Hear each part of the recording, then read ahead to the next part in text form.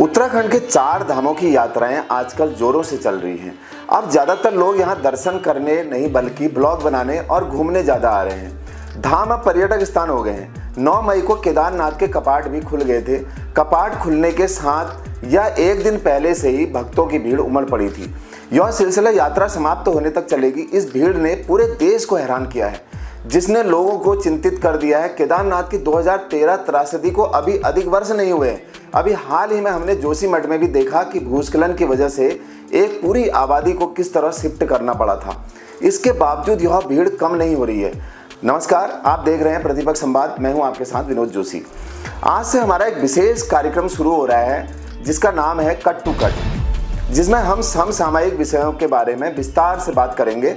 आज हम इस वीडियो में बात करने जा रहे हैं उत्तराखंड के 4 धामों में बढ़ती भयंकर भीड़ से होने वाले खतरे के प्रभाव से। उत्तराखंड में संकट आ सकता है। क्या आप इस बात से सहमत हैं? अगर हाँ तो कमेंट बॉक्स में बताएं।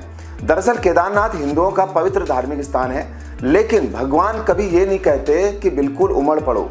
जब हम पहले ही देख चुके हैं कि केदारनाथ में कितनी बड़ी त्रासदी हमने झेली थी, फिर भी हमें वहाँ की भौगोलिक स्थिति का भी ध्यान नहीं रहता। श्रद्धालु तो जाएंगे ही, लेकिन सरकार और प्रशासन को इस भीड़ को डिवाइड करना चाहिए। तय होना चाहिए कि एक बार में बस इतने ही लोग जाएंगे। वह जब लौट जाएंगे तो तब दूसरे ग्रुप को जाने दिया जाएगा। इससे जो लोग जा रहे हैं उनको भी दिक्कत नहीं होगी और इससे दुर्घटना के भी आसार कम होंगे।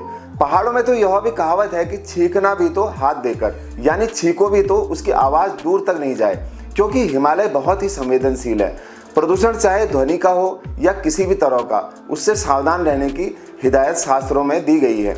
जब कोई पर्वतारोही वहां जाता है तो उन्हें प्रशिक्षित किया जाता है कि पहाड़ों की मर्यादा ध्यान में रखने के लिए उन्हें सिखाया जाता है कि अगर आप चॉकलेट भी खाएंगे तो उसका रैपर भी बैग में रखेंगे। लेकिन उल्टा हम आजकल क्या देख रहे हैं? पहाड़ों पर हुड़दंगी करती भीड़। कोई पन्नी फेंक रहा है, कोई चिप्स खाने के बाद उसका रैपर फेंक रहा है। इस तरह के गैर जिम्मेदाराना कामों से पहाड़ों में एवलांच तक आ सकता है, और अगर एक बार एवलांच आया तो कोई बच नहीं सकता। रील के चक्कर में तो कई अपनी जान गंवा चुके हैं। धाम के आगे जो है रील बना रहे हैं। अब सरकार ने चाहे मंदिर के 50 मीटर दूर तक मोबाइल इस्तेमाल पर रोक लगा दी हो, लेकिन इससे कुछ नहीं बदलने वाला है। साल 2023 में करीब 56 लाख यात्री धामों में दर्शन करने पहुंचे थे। अकेले केदारनाथ धाम में सबसे अधिक 19,61,277 श्रद्धालु दर्शन करने आए थे। इस साल जिस तरह का उत्साह श्रद्धालुओं में दिख रहा है, उससे अनुमान लगाया जा रहा है कि अकेले केदारनाथ धाम में आने वाले श्रद्धालुओं का आंकड़ा 22 लाख के पार पहुंच सकता है। केदारनाथ मंदिर से ऊपर ग्लेशियर मौजूद है। ऐसे में अगर टूरिस्ट वहां पहुंचते हैं तो न सिर्फ गंदगी फैलेगी, बल्कि ग्लेशियर के हेल्थ पर भी इसका असर पड़ेगा। पहाड़ों की स्थिति को समझते हुए वहां सीमित लोगों को ही पहुंचा जाए। भक्ति करना अच्छी बात है, लेकिन देखा देखी भक्ति ज्यादा हो रही है। लोग यही सोचकर खुद मंदिर जाने की तैयारी कर रहे हैं कि साथ वाला तो चले गया, मैं क्यों नहीं जाऊं।